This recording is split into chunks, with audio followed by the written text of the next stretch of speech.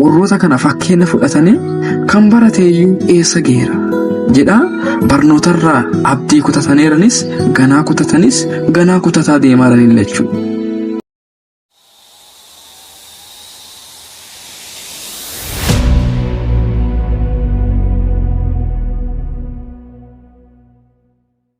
Ashamaa harka fuunee bakkuma jirtanitti nageenyi isiniif ta'u jedha. An obboleessa keessan Taammiruudhaan ilaalcha doofummaa kutaa sadaffaa wajjin ilaallaa.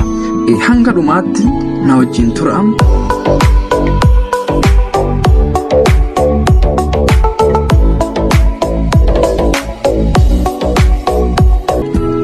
Waa isin fayyaduu fi dhaloota hedduuf sheer godhaa, laayik godhaa. Isaan biraan nagaa isiniin jedha. Namoota ogeessaadhaan irraanii warroota digirii qaban, warroota immoo sadarkaan addee guddaa warroota jiranirraa gaafadhe isinii fuudhee dhufeera. Baay'ee waa isin fayyada, nama fayyadalle waan ta'eef sheer gochuun eegala isiniin jedha. Nama hin barbaachisatuuf sheer godhe. Ana laaluun qaddu waa an dubbadhu dhaga'uu qaddachuu. Siigalaa yoo siigaleen anarraa homaan fudhattu jechaan dubbadherraa fudhattee hojiirra hojjisuu qabda jechuu obboleessa. Namni tokko erga barnoota umuree dhufe digiriinis haa ta'u dippiloomaanis eebbifamee galee namichi kun magaalaa waggaa 4 turee dhufe maaliif bara jiruu isaatti hin jijjiiran? Inni kun manaafis gaaffii isiniifis gaaffii jedheen yaada. Har'a garuu bal'inaan wajjin ilaallachuu. Namichi kun akka hin guddanneef isa gufuu godhe. Addeesamitti yakke namichi kun waan jedhu. Bara isaa aduun jijjiiramin bakka dadhabee addunyaa tanarraa warroota deemeerullee dhaggineerraa ilaalcha mataa keenya yoo hin sirreessin rakkinni kun akkasumaan itti fufaa deema. Dhalootallee itti miidhaa guddaa fidaa dhufa waan ta'eef bal'inaan wajjin ilaallaa jechuudha. Namichi kun erga yuunivarsiitiillee ta'uuti kolleejiillee ta'u erga dhagee dhufe maaliif bara isaatti jijjiirama hin finne kan jedhuuf inni tokkoffaan ilaalchuma sammuu isaati jechuudha. Ilaalchuma mataa isaati.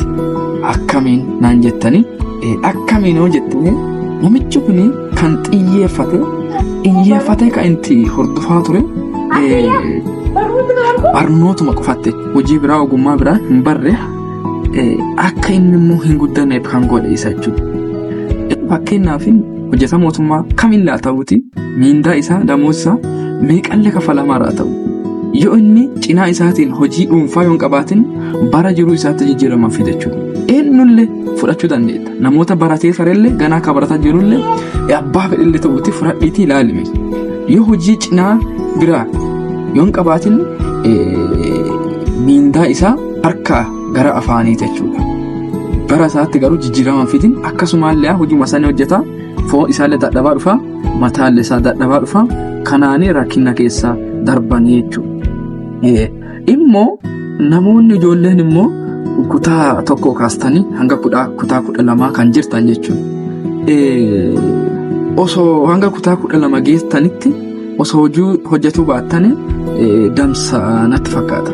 Sababiillee hanga kutaa tokko kaasee hanga kutaa 12 waan hedduu keessaa baratta. Qabeenya akkamitti horatta, nama walii akkamiin jiraatta, maatii walii akkamiin jiraatta.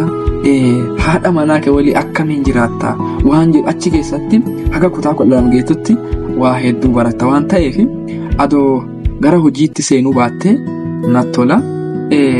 Inni lammaffaan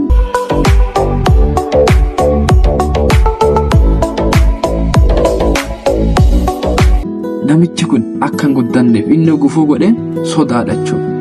Akkamiin yoo naan jettanii namichi kun waggaa 4 magaalaa baratee dhufe. Kolleejii baratee dhufe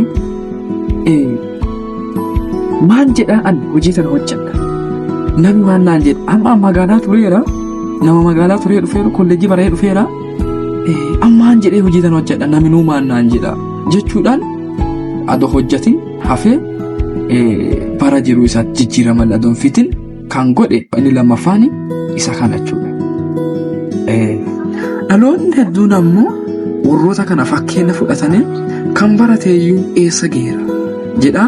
Barnootarraa abdii kutataniiranis ganaa kutatanis ganaa kutataa deemaaran jechuudha. Kan barate eessaayyuu dhaqeera jechuu miti adda inni dhaquu dhabuuyyuu hin jiru jechuudha. Adduma hundaa ni dhaqa. Rakkinuma abbaa yookiin namicha dhuunfaa saniiti malee kan nama barateetii miti jechuudha. Kanaafuu akkanatti walitti shamaddattanii fudhatinaa. Warroonni barattanillee seeraan baradhaa. Warroo isaan laalaa hin kufinaa. Rakkinni kasaati mal kan nama barateetii miti jechuudha. Kanuma isiniin jedha waan na dhageeffattaniif guddoo galatooma. Isin jaaladhaa. Nagaan naa turaa. Turtii gaarii isiniin jedha.